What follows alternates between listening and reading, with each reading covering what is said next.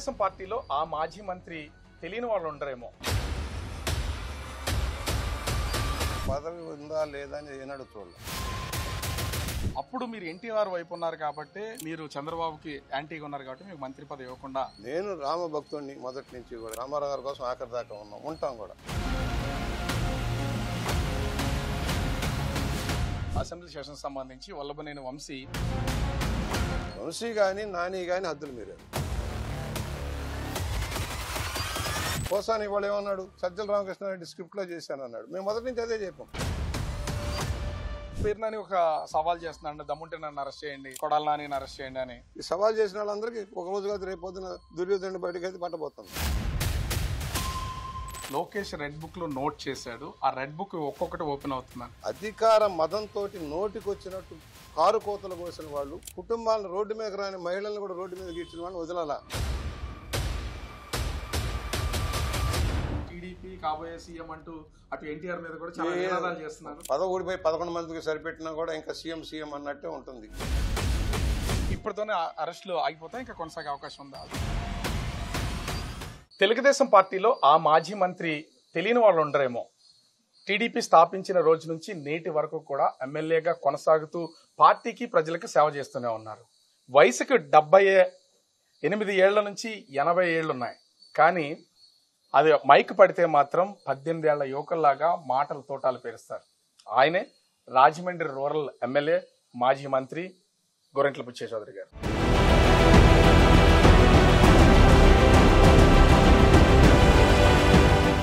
ప్రస్తుతం అంతా ఉన్నారు సార్. నమస్తే. నమస్కారం. చాలా అంటే దాదాపుగా 80 ఏళ్ల వయసు ఉంది మీకు. 43 సంవత్సరాల రాజకీయ ప్రయాణం ఉంది. టోటల్గా సింపుల్గా చెప్పాలంటే మీ రాజకీయ ప్రయాణం గురించి ఏం చెప్తారు? యువకుడిగా వచ్చాము, వృద్ధాప్యంలోకి వస్తూ ఉన్నాం. కానీ వృద్ధాప్యం శరీరానికి వస్తున్నాం కానీ మనసుకు రాలే. ఇంకా నవయువకుడిలాగానే పనిచేస్తూ ఉన్నాం. అవగాహన ఉంది ప్రపంచం మీద, భారతదేశం మీద, మన స్థానిక సమస్యల మీద, రాష్ట్రం మీద పూర్తి అవగాహన ఉంది. ప్రజా సమస్యల మీద అవగాహన ఉంది. సామాన్యుడి ఇక్కట్ల మీద అవగాహన ఉంది. ఆర్థిక పరిస్థితుల మీద అవగాహన ఉంది. అందువల్ల అన్ని అవగాహన చేసుకుంటూ ఏదో సాధించాలని దానికంటే ఉన్న దాంట్లో తృప్తిగా జీవించుకునే ముందుకు సాగటం నేను లక్ష్యంగా పనిచేస్తున్నాను. ఆ లక్ష్యంలో ఇప్పటిదాకా సక్సెస్ఫుల్. 7 సార్లు ఎమ్మెల్యేగా ఎన్నికయ్యాం, 10 సార్లు పోటీ చేసాం, 7 సార్లు ఎమ్మెల్యేగా ఎన్నికయ్యాం. పార్టీలో కూడా అనేక సంక్షేమ కార్యక్రమాలను అమలు చేయించే దాంట్లో ముందుండి పనిచేసాం. ఇవాళ పోలిట్ బ్యూరో మెంబర్గా ఉన్న నాదైన బాణీలో సూచనలు చేస్తాం. కన్స్ట్రక్టివ్ క్రిటిసిజం, నిర్మాణాత్మక విమర్శ ఉంటుంది. ఎన్టీఆర్ పార్టీ స్థాపించినప్పుడు మిమ్మల్ని ఆహ్వానించారా ఈ ప్రాంతానికి సంబంధించి, లేకపోతే మీరు ఎవరిదాన్ని జాయిన్ అయ్యారా? 82లో పార్టీ ప్రారంభిస్తారని ముందుగా అనౌన్స్ చేసిన వాడు మా తమ్ముడు రాజేంద్ర ప్రసాద్.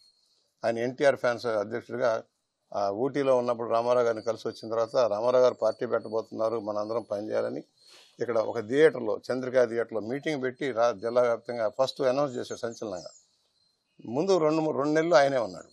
తర్వాత నన్ను పిలిపించారు రామారావు గారు. నేను కొంచెం కమ్యూనిస్ట్ భావజాలతో యాక్టివ్గా ఉండేవాడిని.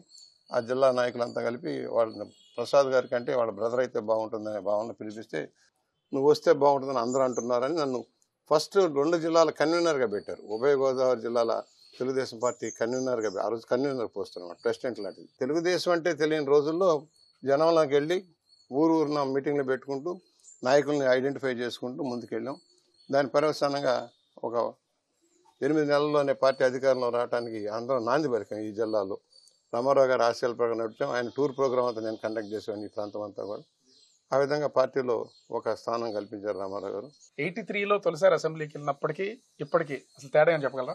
విలువలు పడిపోయాయి. దేశవ్యాప్తంగా రాజకీయాలు విలువలు పడిపోతూ ఉన్నాయి. డబ్బు ప్రభావం పెరిగిపోయింది. రాజకీయాల్లో డబ్బు ప్రభావం పెరిగింది. దాని ప్రభావం చూస్తూ ఉన్నాం. డబ్బు లేనిదే ఓట్లు లేవనేది, పదవులు కావాలంటే డబ్బు ఉండాలని, ఎమ్మెల్యే సీట్లు, ఎంపీ సీట్లు కావాలంటే డబ్బు కావాలనే ధోరణి రావడం చాలా బాధాకరం. ఎందుకంటే ఒకప్పుడు డబ్బు ప్రభావం లేదు. మేము 82లో పోటీ చేసినా డబ్బు ప్రభావం లేదు. ఏదో ప్రచారానికి ఖర్చు పెట్టేవాళ్ళం. ఇవాళ డబ్బు తండి అనే పరిస్థితి వస్తూ ఉంది. అంటే ప్రజలు కూడా అవినీతి పరులుగా మారి నాయకులను అవినీతి పరులుగా మార్చే పరిస్థితి రావడం బాధాకరం. ఇవాళ దాన్ని మేము తట్టుకోవని ముందుకు రావడం కొంచెం ఇబ్బందిగానే ఉంది. అంటే బుచ్చయ్య చౌదరి గారి రాజకీయ జీవితానికి ఒక విధంగా చూస్తే, అంటే తన ప్రయాణం మొత్తం అంతా కూడా ఎక్కడ చూసినా అటు అధికార పార్టీలో ఉన్న, ప్రతిపక్షంలో ఉన్నా కూడా సొంత పార్టీని అయినా సరే విమర్శించే స్థాయికి ఉన్నారు. ఎందుకంటే కమ్యూనిస్ట్ భావజాలం ఉండడం వల్ల, లేకపోతే దేన్నైనా సరే సహించకుండా ముక్కుసూటిగా చెప్పాలన్న ఆలోచన వల్ల. నేను ఒకటి పార్టీకి కమిటెడ్గా ఉన్న కార్యకర్తగా న్యాయం జరగాలి. ఎలా ఉంటుందంటే మీరంతా కష్టపడి డయాస్ ఏర్పాటు చేసి మైకులు పెట్టి మీటింగ్లు పెట్టిన తర్వాత మీరు వెళ్ళి స్నానం చేసి వచ్చే లోపల ఏమీ చేయని వాడు వచ్చి నాయకుడికి ఏం చెబుతాడు, నేనే చేశాను ఇదంతా అని చెబితే నాయకుడు ఏమనుకుంటాడు, ఈడు చేశాడు అనుకుంటాడు. అసలు కష్టపడ్డవాళ్ళు గుర్తింపు లేకుండా పోతారు. అది దాన్ని నేను వ్యతిరేకం. అసలు మీరు దాదాపుగా 7 సార్లు ఎమ్మెల్యే, పొలిట్ బ్యూరో చేశారు, మంత్రిగా కూడా పనిచేశారు.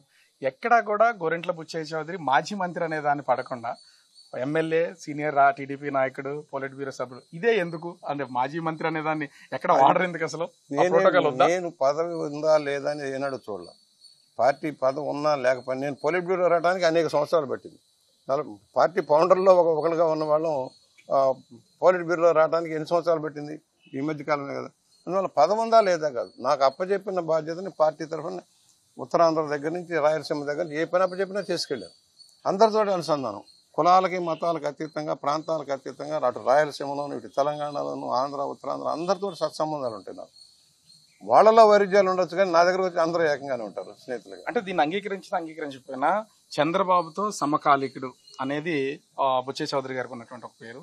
ఇద్దరు కలిసి ఇంచుమించుగా రాజకీయాల్లో ఒకే సమయంలో వచ్చినటువంటి వాళ్ళు, ప్రయాణం కూడా కొనసాగుతున్నటువంటి. ఎందుకు ఇన్నిసార్లు అంటే 7 నెలల మంత్రి పదవి కాకుండా ఇన్నిసార్లు పోటీ చేసినా మీరు అసలు మళ్ళీ మంత్రి పదవి అనే ఛాన్స్ రాకుండా పోయింది? అసలు కారణాలు అవి వాళ్ళ ఇష్టం, పార్టీ అధినాయకుడు ఇష్టం, ఇవ్వకపోవటం అనేది వాళ్ళ ఇష్టం. గెలవటం రావటం మా కష్టాన్ని బట్టి, ప్రజల్లో ఉన్న పలుకుబడిని బట్టి గెలుస్తాం. ఇవాళ ఎందుకంటే నాకంటే సీనియర్, ఏ మాట ఆయన రాజకీయాల్లో నాకంటే సీనియర్. పార్టీ పరంగా అయితే కమ్యూనిస్ట్ ఉద్యమం నుంచి మేము సీనియర్లు కావచ్చు కానీ ఎమ్మెల్యేగా నాకంటే సీనియర్ చంద్రబాబు నాయుడు గారు. కాకపోతే పార్టీ పరంగా నేను senior most in the party. వాళ్ళు ఉన్న గంటల్లో 82లో ప్రారంభం నుంచి ఉన్న వాళ్ళు నేనే సీనియర్ మోస్ట్. ఇవాళ పదవి ఏది ఇచ్చినా ఇవ్వకపోయినా పార్టీకి కమిటెడ్, ఈ రోజుకైనా కమిటెడ్. మొన్న నేను సీనియర్ మోస్ట్ ఆశించాం, ఇస్తారేమో అని అనుకున్నాం, ఇవ్వలేదు. దాని ఈక్వేషన్లో మరొకటో ఏం చేశారు నాకు అనవసరం. అంత మాత్రం అసంతృప్తి చెందాల్సిన అవసరం లేదు, నా పని నేను చేస్తాను. అంటే 2014లో కూడా ఆశించారు, అప్పుడు తర్వాత ఇప్పుడు మొన్న 24లో అధికారులు వచ్చినప్పుడు కూడా మంత్రి పదవి ఆశించినా ఎందుకు మంత్రి పదవి ఇవ్వట్లేదు? దీని వెనక ఏమైనా కారణాలు ఏమైనా చూడొచ్చు? I don't know. ఆ ఈక్వేషన్, సామాజిక ఈక్వేషన్ మరొకటో ఏదో ఈ జిల్లా స్వరూపం మీద మాట్లాడతారు. నేను రామభక్తుడిని మొదటి నుంచి కూడా, ఎన్టీ రామారావు భక్తుడిని. రామారావు గారి కోసం ఆఖరి దాకా ఉంటాం కూడా. అంటే ఇక్కడ ఒక విమర్శ కూడా ఉంది, 96లో అటు ఎన్టీఆర్ చనిపోయే వరకు కూడా మీరు తోడుగానే ఉన్నారు. అప్పుడు మీరు ఎన్టీఆర్ వైపు ఉన్నారు కాబట్టి తర్వాత జరిగినటువంటి రాజకీయ పరిణామాల్లో మీరు చంద్రబాబుకి యాంటీగా ఉన్నారు కాబట్టి మీకు మంత్రి పదవి ఇవ్వకుండా ఆపుతూ వస్తున్నారు అనేది ఒక విమర్శ. ఇక అవన్నీ నాకు అనవసరం. రామారావు గారు చచ్చిపోయేదాకా తర్వాత కూడా కొన్నాళ్ళ పాటు అంటిపెట్టుకుని ఉన్నాం. తర్వాత చంద్రబాబు గారి పిలుపు మేరకు మళ్ళీ వచ్చాం. ఆ రోజు నాకు తెలుగుదేశం టికెట్లో సైకిల్ గుర్తు మీద ఎమ్మెల్యేగా ఉన్నాను. రామారావు గారు చచ్చిపోయినప్పుడు ఆయనతోటి పాటు ఉండి పోరాటం చేసాం ఆయన కోసం. ఆయన మరణించిన ఎవరి కోసం నేను పోరాటం చేయాలి? ఆ సందర్భంలో చంద్రబాబు గారి పిలుపు మేరకు మళ్ళీ వచ్చి పార్టీలో మళ్ళీ కలిసి బీఫారాలు ఇస్తున్నారు, గెలుస్తున్నారు, వెళ్తున్నారు. సార్, ఎవ్వరికి అసలు ఇప్పటి వరకు ఒక క్లారిటీ లేదు. ఎందుకంటే అసెంబ్లీ సెషన్ సంబంధించి వల్లభనేని వంశీ అంటే ఇప్పుడు అవి రికార్డ్స్ లో కూడా లేవని చెప్తున్నారు. అసలు ఆ రోజు భువనేశ్వరరావు గారి మీద మాట్లాడిన సమయంలో అసలు ఏం మాట్లాడారు ఏంటి? మీరు కూడా ఉన్నారు ఆ టైం? దుర్మార్గుడు. నాతో బాగానే ఉంటారు వీళ్ళందరూ. నేను తిడతా, చనువుగా కేకలేస్తా, దుర్మార్గులారా రౌడీలారా అని తిడతాను. అలాగే అంటాను, నా చనువుగా పడతారు. ఎవరినైనా ఇప్పుడు పేరు నాయనైనా వాళ్ళైనా వాళ్ళ నాన్నగారితో రాత్రి అనుబంధంలో నేను ఒక్కోసారి ఏంట్రా పనికిమాలిన స్టేట్మెంట్లు పనికిమాలిన అంటాను, ఇలాగే అనేవాడు. అయినా గౌరవించేవాడు. పెద్ద ఆయన సిన్సియర్ కమిటెడ్ లీడర్ అని నన్ను ఏమీ లేదు, నువ్వెవడరా నాతో అంటాను, నన్ను అంటాను కంటే అది అంతతో అయిపోదు. వంశీ కానీ నాని కానీ హద్దులు మీరారు. అలాగే పేరు నాని వాళ్ళు అంటాడు కూడా కులాల వారిగా జగన్మోహన్ రెడ్డి కపట నాటకంలో కులాలను రెచ్చగొట్టాడు. కమ్మ వాళ్ళ మీద కమ్మ వాళ్ళని, కాపుల మీద కాపుల్ని, పవన్ కళ్యాణ్ మీదకి కాపుల్ని అలా రెచ్చగొట్టుకుంటూ ఆయన విమర్శలు చేయించుకునేవాడు. మా పోటీ వాళ్ళం కన్స్ట్రక్టివ్గానే మాట్లాడేవాళ్ళం. ఏదన్నా సోషల్ మీడియాలో పోస్ట్ పెడితే ఎవరికి దొరకని విధంగా అంటే తప్పు చేసి కాదు, ఘాటుగా ఉంటుంది విమర్శ. ఎందుకు అసలు అసెంబ్లీలో భువనేశ్వర్ గారికి సంబంధించిన టాపిక్ ఎందుకు తీసుకురావాల్సి వస్తుంది అంటారు? అసలు ఆ రోజు వంశీ ఆ రోజున అతను పార్టీ మారదలిశాడు. అక్కడ అరాచకం జరిగింది, భూ కుంభకోణాలు జరిగినాయి, ఇళ్ల పట్టాల కుంభకోణాలు జరిగినాయి, మట్టి కుంభకోణాలు జరిగినాయి. అవన్నీ కొంచెం చెడ్డగా వస్తుంది. ఆ సందర్భంలో స్థానిక కార్యకర్తలు వ్యతిరేకించారని చెప్పేసి లోకల్ కార్యకర్తలు ఏదో అన్నారని చెప్పి ఉమా గారికి ఆయనకి ఏదో తగాదామని చెప్పేసి చంద్రబాబు గారి భార్య గురించి చెడ్డగా మాట్లాడడం తప్పు కదా. ఈరోజు అనుభవిస్తున్నాడు. ఇవాళ పోసాని కృష్ణమురళి కావచ్చు, పెరినాని కావచ్చు, జోగి రమేష్ కావచ్చు, రేపు పొద్దున అంబటి రాంబాబు అందరూ తప్పు చేస్తేనే తప్పించుకోలేరు. పోసాని ఇవాళ ఏమన్నాడు, సజ్జల రామకృష్ణారెడ్డి స్క్రిప్ట్లో చేశానన్నాడు. మేము మొదటి నుంచి అదే చెప్పాం. అసలు కారకుడు జగన్మోహన్ రెడ్డి, సజ్జల రామకృష్ణారెడ్డి వీళ్ళందరితోటి బూతులు మాట్లాడిస్తున్నారు. అది ఇవాళ రుజువు అవుతుంది. కానీ ఇప్పటితోనే అరెస్టులు ఆగిపోతాయి, ఇంకా కొనసాగే అవకాశం ఉందా? అసలు ఏమంటారు మీరు దీని గురించి? ఆ ప్రభుత్వం తప్పులు చేసిన వాళ్ళని మందలించకపోగా వెంటేసుకొచ్చింది. తప్పు చేయని చంద్రబాబు గారిని 53 రోజులు జైల్లో పెట్టారు. ఏమీ లేని, అసలు లేని కేసులు సృష్టించి జైల్లో పెట్టారు. వాళ్ళు మేము అడుగుతా ఉన్నాం, మీరు బూతులు తిట్టేసి ఆఖరికి పవన్ కళ్యాణ్ గారి భార్య గురించి, పిల్లల గురించి, సంతానం గురించి చెడ్డగా మాట్లాడమని ఎలా క్షమించాలి? ఎందుకు క్షమించాలి?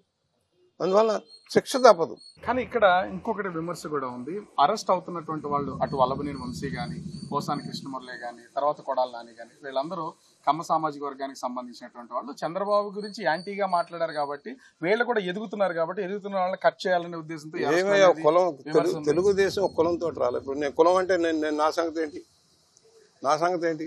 కులం కాదు, తెలుగుదేశం అందరిది. బీసీలు, రెడ్లు అందరూ ఉంటారు. కానీ ఇప్పుడు కూడా పేరునాని ఒక సవాల్ చేస్తున్నాడు, దమ్ముంటే నన్ను అరెస్ట్ చేయండి, కొడాలి నాని అరెస్ట్ చేయండి అని. అంటే వాళ్ళ వైపు ఏం తప్పు లేదని దాన్ని చూపించుకునే ప్రయత్నం చేస్తున్నారు అనుకోవచ్చా? ఇలాగే వంశీ సవాల్ చేశాడు, అలాగే సవాల్ చేశాడు పోసాని కృష్ణమురళి. ఈ సవాల్ చేసిన వాళ్ళందరికీ ఒక రోజు కాదు రేపు పొద్దున దుర్యోధనుడి బయటకు అయితే పట్టబోతుంది. సో రాజకీయాలు అంటే ఇందాక స్టార్టింగ్ లో మీరు మాట చెప్పారు, డబ్బుతో ముడిపడిపోయినాయి రాజకీయాలు అని. ఇప్పుడు కక్షపూరిత రాజకీయాలు ఇది కొనసాగుతుంది అనుకోవచ్చు? మేము కక్ష లేదు, కానీ తప్పులు చేసిన వాళ్ళు వదలము. తెలుగుదేశం కార్యకర్తల్ని, నాయకుల్ని అక్రమ కేసుల్లో ఇరికించేసి తప్పుడు కేసులు పెట్టి భయభ్రాంతులకు గురి చేసిన వాళ్ళు వదిలే ప్రశ్నే లేదు. వాళ్ళందరమే చర్యలు ఉంటాయి తప్పకుండా. రోజా ఏం మాట్లాడిందో మీకు తెలుసు. పోసాని కృష్ణమురళి వీడియోలు చూస్తారా? ఇప్పుడు వేయండి, మీ దాంట్లో వీడియోలు వేయండి. పోసాని కృష్ణమురళి ఏం మాట్లాడు? వాళ్ళకి శిక్షించాల్సిన అవసరం లేదా? అయిపోయింది, నేను రాజకీయాలు మానేసి సరిపోద్దా? అధికార మదంతో నోటికి వచ్చినట్టు కారు కోతలు కోసిన వాళ్ళు, క్యారెక్టర్ అసాసినేషన్ చేసిన వాళ్ళు, కుటుంబాలను రోడ్డు మీద రాని మహిళలను కూడా రోడ్డు మీద గీర్చిన వాళ్ళని వదలాలా? ఎందుకు వదలాలి? సో ఇప్పుడు వరుసగా జరుగుతున్నటువంటి ఈ అరెస్టులకు సంబంధించి లోకేష్ రెడ్ బుక్ లో నోట్ చేశాడు. ఆ రెడ్ బుక్ ఒక్కొక్కటి ఓపెన్ అవుతుందని ఇంక ఎంతమంది పేర్లు ఉండొచ్చు దీంట్లో? ఆ రెడ్ బుక్ లో ఎంతమంది ఉన్నాయి? ఆ రోజునే చెప్పాడు, నేను ప్రతి జిల్లాలో జరుగుతున్న సంఘటనలు అది కొంతమంది అధికారుల దృష్టి రాసుకుంటున్నాం, అధికారంలోకి వచ్చాక మేము చూసుకుంటాం అన్నారు. రెడ్ బుక్ కాదు, రెడ్ బుక్ భిన్నంగా వస్తుంది. వాడు మర్చిపోకండి, రెడ్ బుక్ అవసరం లే. ప్రజలకు తెలుసు కదా ఎవరు ఏం మాట్లాడారు, ఎవరు ఏం చేశారు, ఏ జిల్లాలో ఎలా జరిగింది. మా జిల్లాలో ఒక కలెక్టర్ గారు ఆమె స్వయంగా 5,000, 10,000 కూడా తీసుకొని భూములు బదలాయింపు చేస్తుంది.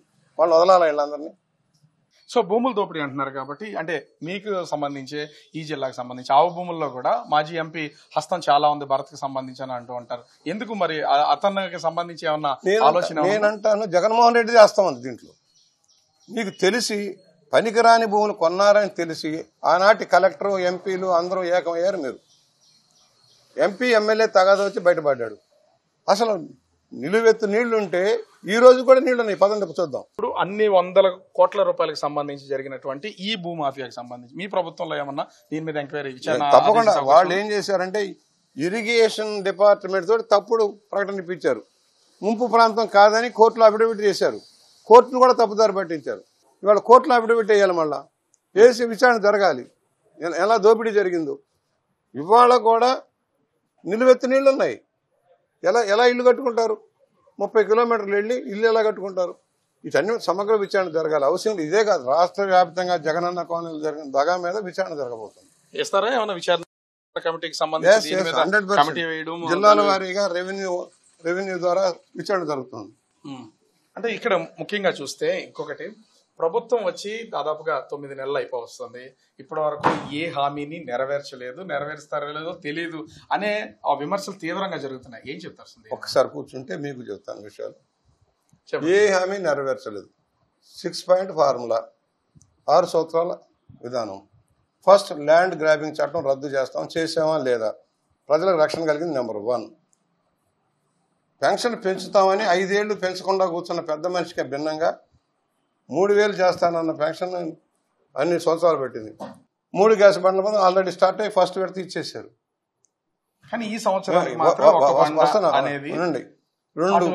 వైసీపీ కూడా విమర్శలు చేస్తుంది. ఏది?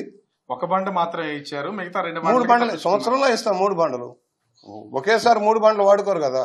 ఒక బండ అయ్యాక ఒక బండ చొప్పున 3 సంవత్సరానికి 3 బండ్ల చొప్పున ఇచ్చుకుంటూ వెళ్తాం. ఫస్ట్ విడత అయింది, రెండో విడత మళ్ళీ వస్తుంది. 3 పార్ట్లు కదా, 4 నెలలకు 3 పార్ట్లు. మూడోది, ఇవాళ ఏదైతే తల్లికి వందనం రేపు స్కూల్ తెచ్చేటప్పటికి ఇస్తున్నాం, తల్లికి వందనం ఇస్తున్నాం, బడ్జెట్లో కేటాయింపు చేసాం. నిన్న బడ్జెట్లో కేటాయింపు చేసి తల్లికి వందనం 9,000 కోట్ల రూపాయలు దాన్ని పెట్టాం. ఇది కాకుండా 20,000 రూపాయలు రైతులకు ఇస్తానన్నాం. ఆ రైతుల పథకం కూడా జూన్ పంట మొదలయ్యేటప్పటికి ఇవ్వాలని నిర్ణయించాం. నిన్న బడ్జెట్లో దాన్ని కూడా ఎలకేట్ చేసాం. దాన్ని కూడా భారీ ఎత్తున ఎలకేట్ చేసి మీరు బడ్జెట్లో, ఎందుకంటే బడ్జెట్ అంటే ప్రామాణికం, ఒక రాజ్యాంగం లాంటిది. బడ్జెట్లో ఏం పెట్టి అది అమలు చేస్తాం. కానీ ఇప్పుడు నేను ప్రవేశపెట్టినటువంటి బడ్జెట్కి సంబంధించి ఎక్కడ సామాన్య ప్రజలకు ఎవరికి మేలు కలిగేలేదు. ఇది కేవలం అంకెల గాడి మాత్రమే అని చెప్పేసి వైసీపీకి సంబంధించిన నాయకులు ఏది అంకెల గారడి? 4,000 రూపాయలు, 6,000 రూపాయలు, 15,000 రూపాయలు 1వ తారీఖు పెన్షన్ ఇవ్వడం అన్యాయమా? భూములు కబ్జా చేస్తూ బొమ్మలు వేసిన దాన్ని తీసేసి ల్యాండ్ గ్రాబింగ్ చట్టాన్ని ఇది చేసింది అన్యాయమా? గ్యాస్ బండ్లు ఇవ్వడం అన్యాయమా? ఇవాళ ఫీజు రీఎంబర్స్మెంట్ చేస్తున్నాం.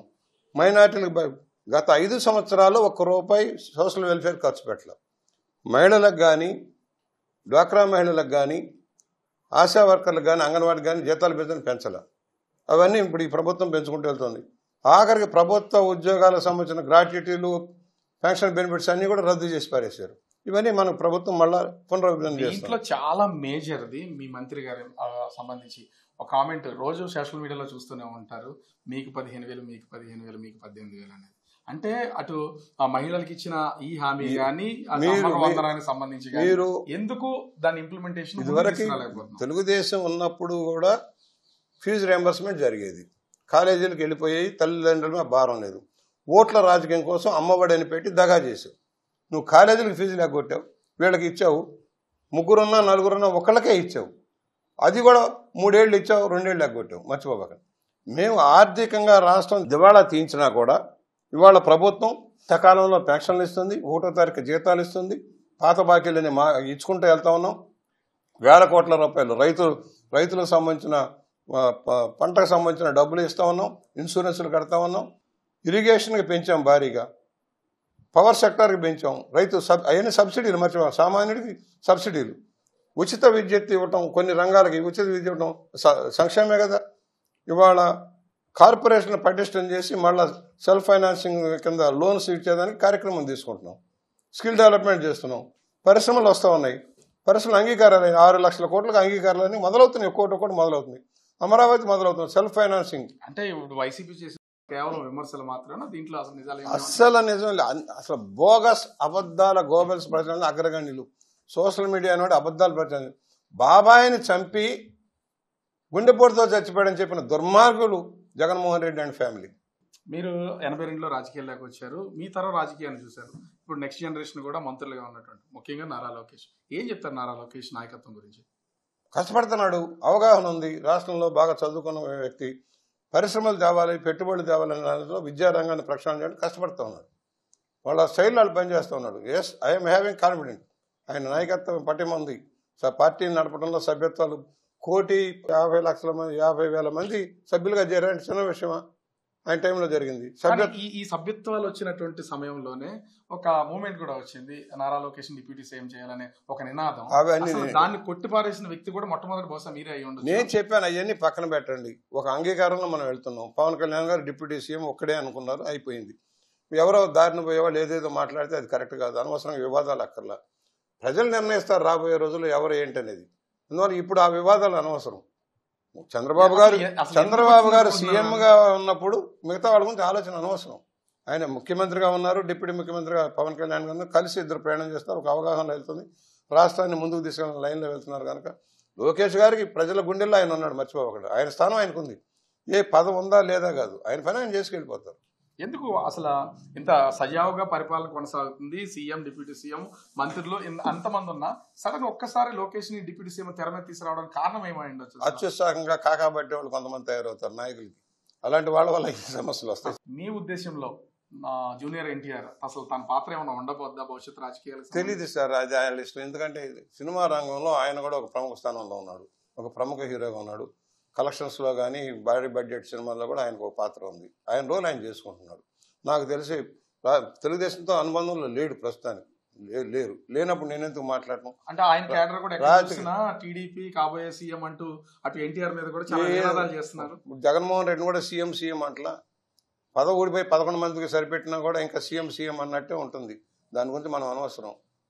ఎవరు ఇష్టం వాళ్ళది, రాజకీయాల్లో ఉంటారా రారా, ఎవరి గురించి నేను మాట్లాడతారు అలా, అది వాళ్ళ ఇష్టాన్ని బట్టి. పార్టీల్లో ఉండి పనిచేసే వాళ్ళని బాలకృష్ణ గారితో మాట్లాడదు. Yes, is a senior, Ramarao గారి బిడ్డగా, ఒక సీనియర్ ఎమ్మెల్యేగా ఆయన అవగాహనలో, ఆయన సినిమా రంగంలోనూ ఉన్నత స్థానంలో ఉన్నాడు, రాజకీయంలో కూడా ఒక తనదైన బాణీలో తను నమ్ముకున్న ప్రజల కోసం హిందూపురాన్ని అభివృద్ధి చేయడం చాలా కష్టపడతా ఉన్నాడు. నిన్న కూడా మేము వెళ్ళి 2-3 సార్లు వెళ్తే 2-3 సార్లు ఆయన మామూలు ఎమ్మెల్యేలాగా వచ్చాడు, మర్చిపోకండి. బాలకృష్ణ గారు నేను వెళ్ళా, ఈ వయసులో నేను వెళ్తే ఆయన నాకంటే వేగంగా ఆయన 2-3 సార్లకు వచ్చి ఫాలోఅప్ యాక్షన్ చేసుకున్నాడు నియోజకవర్గ అభివృద్ధి కోసం. That is the spirit. So సొంత బావే కదా ముఖ్యమంత్రి, మనకు కావాల్సిన నిధులు వస్తాయి అనేది ఏం లేదు. ఈయన కూడా ఒక సాధారణ ఎమ్మెల్యేగానే వెళ్తున్నాడు. సాధారణ ఎమ్మెల్యేగానే శాఖల దగ్గరికి వెళ్తున్నాడు, కమిషనరేట్కి వెళ్తున్నాడు, మాకు ఇది కావాలి, ఈ డ్రైన్ కావాలి, ఈ రోడ్డు కావాలని. నిన్న మా ఇద్దరం పోటాపోటీకి వెళ్ళినట్టు అయింది. సార్, టీడీపీ ప్రభుత్వం ఈ విషయాలను పక్కన పెడితే ముఖ్యంగా మీ నియోజకవర్గానికి వద్దాం. మీ మీద ఒక బుచ్చే చౌదరి గారు చాలా సైలెంట్గా ఉంటారు, తన పని తాను చేసుకుపోతారు, ఏంటి ఉండదు అనేది. కానీ ఒక విమర్శ మొన్న కూడా ఎక్కడ ప్రెస్ మీట్లో కూడా చూసాం, మీ మీద ఒక తీవ్రమైనటువంటి విమర్శ ఉంది. మట్టి మాఫియా, ఇసుక మాఫియా, బుచ్చే చౌదరి అనుచరులు చేస్తున్నారు, బుచ్చే చౌదరి చేస్తారని చెప్పట్లా, అనుచరులు వెనకుండి చేస్తున్నారు అనేది ఒక విమర్శ ఉంది. దాన్ని ఏం చెప్తారు సార్? అసలు పనికిరాని వాళ్ళంతా చెబుతారు. ఇప్పుడు ఒకప్పుడు ఫ్రీ స్టాండ్ అప్పుడు కేవలం 2600 రూపాయలకి ఇంటికి చేరేలాగా చేయించగలిగాం, డ్వాక్రా గ్రూపుల ద్వారా చేసాం. ఇవాళ సిస్టమ్ మారింది, కొంత ట్యాక్సేషన్ అవన్నీ వచ్చినాయి. కార్యకర్తలు, పడవల వాళ్ళు మా దగ్గర లేబర్ ఉన్నారు. ఉదాహరణకు చెబుతున్నాను, జాలర్లు ఉన్నారు, బీసీలు ఉన్నారు, పల్లెకారులు వాళ్ళంతా ఉన్నారు. వాళ్ళకి పడవలు సొసైటీలు ఉన్నాయి. వాళ్ళు మామూలుగా గోదావరి నీళ్ళల్లో దిగి కష్టపడి డ్రెడ్జింగ్ చేస్తారు. వాళ్ళు వచ్చే అవకాశం ఇవ్వండి, మాకు కూడా సొసైటీలో అవకాశం, వాళ్ళకి ఇస్తే దానికి నాకు పామేస్తే ఎట్లాగా? కనీసం ఒక 1000 మంది బతుకుతున్నారు, కష్టజీవులు, మర్చిపోకండి. వాళ్ళంతా పేదవాళ్ళు, కష్టజీవులు. దానికి ఏదేదో మాట్లాడాలని ఒక విలేకరి బ్లాక్మెయిలర్, అది కూడా చెబుతున్నా, ఒక పెద్ద బ్లాక్మెయిలర్. ఎప్పుడో పోలీసుల్ని అందరినీ బెదిరించి బొకాయించేవాడు, వాడు వచ్చి నన్ను అడుగుతాడు. మీకు అర్థమైందా? నేను చెప్పా, విలేకరిగా గౌరవం ఉంచుకొని ఆయన, నువ్వు తప్పుడు ప్రకటన లేదు. వాళ్ళంతా పనిచేసేవాడు. రాష్ట్రంలో మొత్తం చాలామంది పనిచేస్తారు, అనేక మందికి సొసైటీలకు పర్మిషన్ ఇచ్చారు. దాంట్లో మా పాత్ర ఏముంటుంది? గవర్నమెంట్ తన రోజు తను చేసుకుపోద్ది, అధికారులు. కానీ కొంతమంది కార్యకర్తలు, పార్టీ నాయకులు, అనుచరులు వాళ్ళు చేసేది మీకు ఆపాదించడం వల్ల కొంత మీకు డ్యామేజ్ జరుగుతుంది. ఒకటి సార్, వాళ్ళు తప్పు చేయట్లేదు, రోజుకి 100-50 సంపాదించుకుంటారు. వాళ్ళు కష్టపడితేనే రోజువారీ కూలీలు వాళ్ళు ఎలా సంపాదించుకుంటారు, అంతవరకే, దానికి మించి వెళ్ళటంలా. నేను మొదటనే చెప్పా, సప్లై అండ్ డిమాండ్. ఎప్పుడైతే సప్లై పెంచామో డిమాండ్ తగ్గిద్ది, రేట్లు తగ్గుతాయి. అధికారులు ఒక్కోసారి తెలుసో తెలియక దాన్ని కంట్రోల్ చేశారనుకోండి, ధరలు పెరిగిపోతాయి.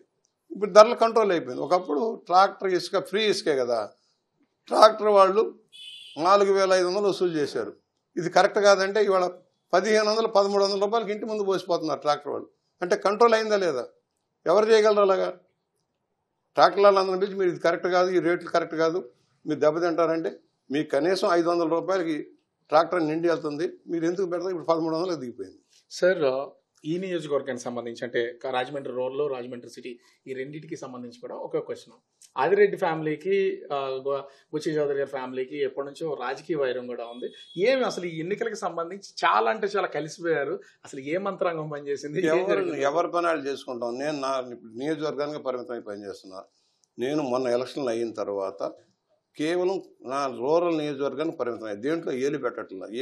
చాలామంది ఫోన్ చేస్తారు, అనేక జిల్లాల నుంచి, అనేక ప్రాంతాల నుంచి ఫోన్ చేస్తారు మంచి చెడు కావాలని చెప్పి. నేను ఎవరి దాంట్లో ఏలు పెట్టను. గ్రూపులు లేవు నాకు, అందరూ సమానమే. గ్రూపు రాజకీయాలు చేయను. ఆదిరెడ్డి ఫ్యామిలీ ఇదివరకు నా దగ్గర పెరిగిన వాళ్ళు, వీళ్ళంతా భరత్ దగ్గర నుంచి అందరూ నా దగ్గర పెరిగిన వాళ్ళు. శిష్య బృందమే, అప్పారావు దగ్గర నుంచి అందరూ. ఇవాళ రకరకాల కబుర్లు చెబుతారు. అది అవకాశాలు అందిపుచ్చుకుంటారు, వచ్చిన అవకాశాలు ఉంటాయి, దానికి రకరకాల చెప్ప. అందరూ నా దగ్గర పెరిగిన వాళ్ళే కదా, నా చుట్టూ తిరిగిన వాళ్ళే కదా, నా కారులో వెనకమాల కూర్చున్న వాళ్ళే కదా వీళ్ళందరూ. కాకపోతే ఏంటంటే కొన్ని వైరుధ్యాలు ఉంటాయి. వాళ్ళ ఆశయాలు వేరే ఉంటాయి. అసలు ఆ వైరుధ్యాలు ఇవాళ కలుపుకోలకి ఎలాగైపోయింది అసలు ఎవరికి అర్థం? ఎవరి పని వాళ్ళే చేస్తాం అంతే.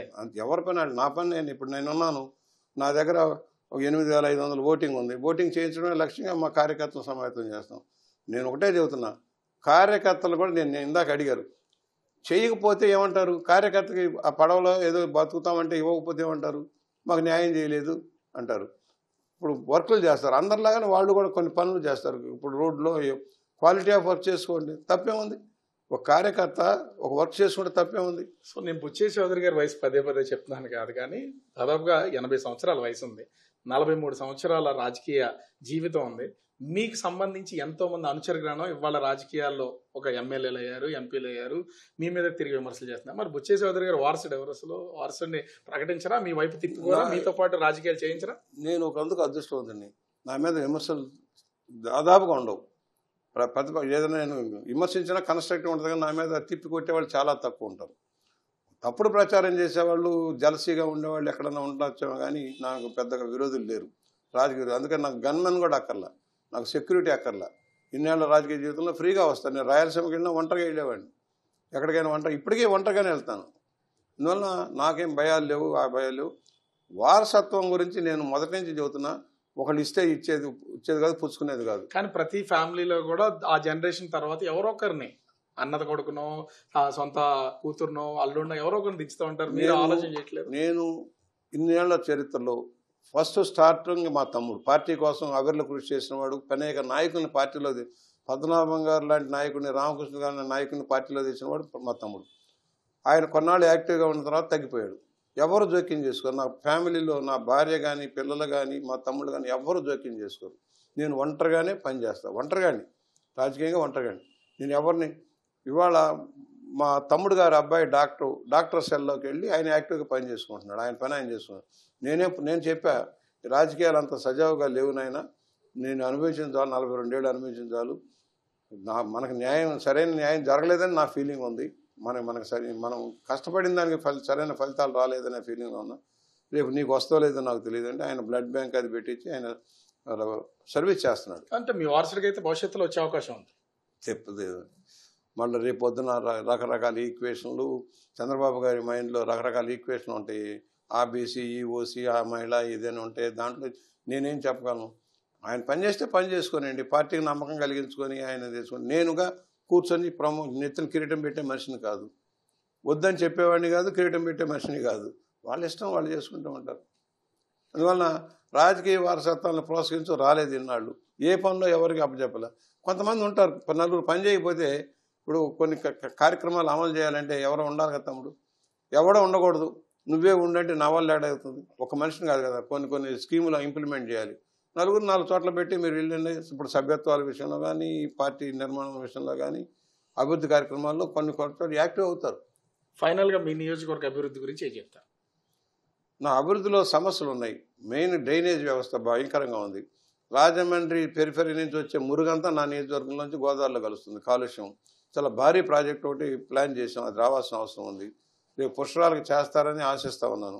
ఎందుకంటే గోదావరి కాలుష్యం అవుతుంది.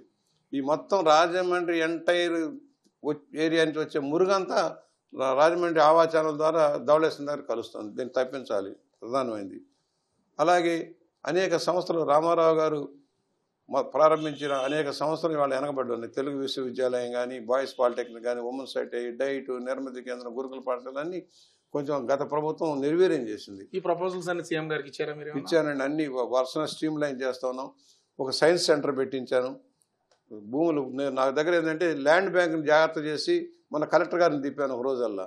కలెక్టర్ గారు ఆశ్చర్యపోయారు, ఇంత భూమి కలెక్టరేట్కి భూమి లేదని ఒక 3 ఎకరాలు దాంట్లో ఊరి మధ్యన పెట్టబోయారు. ఇదేంటమ్మా ఇంత భూములు ఉంటే, ఇన్ని ఎకరాలు ఉంటాయండి? ఆశ్చర్యపోయింది, మాకు తెలియదండి అని. ఘాట్లు ఎలా ఉంటాయి ఒకసారి తిప్పి చూపించి ఒక రోజల్లా వాళ్ళకి అవగాహన. సుదీర్ఘ రాజకీయ అనుభవంలో రాజమండ్రి మీద పట్టున్న ఏకైక నాయకుడు మర్చిపోవాలి. ప్రతి బిట్టు, సందు, గొంతు దగ్గర నుంచి, కులాల వారీగా నుంచి, ఎక్కడ వాటర్ ప్రాబ్లం ఉందో, ఎక్కడ డ్రైనేజ్ ప్రాబ్లం తెలిసిన వాడిని. అధికారులు ఎవరు వచ్చినా నన్ను అడుగుతారు, నేను చెప్తాను.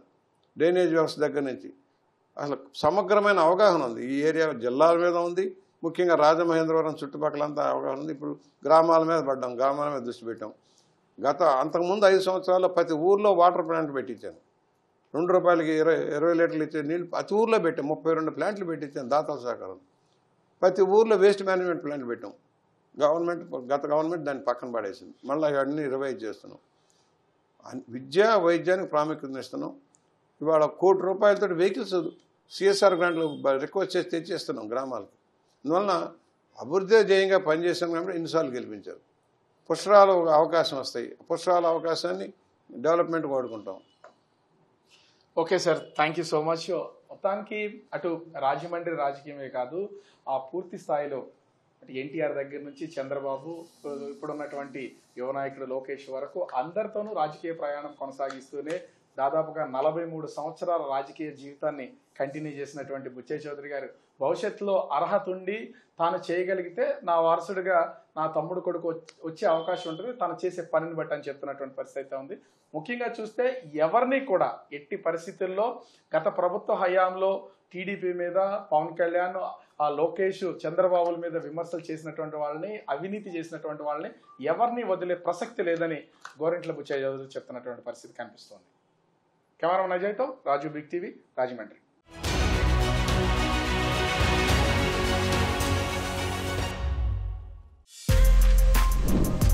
For more videos like this, subscribe Big TV channel.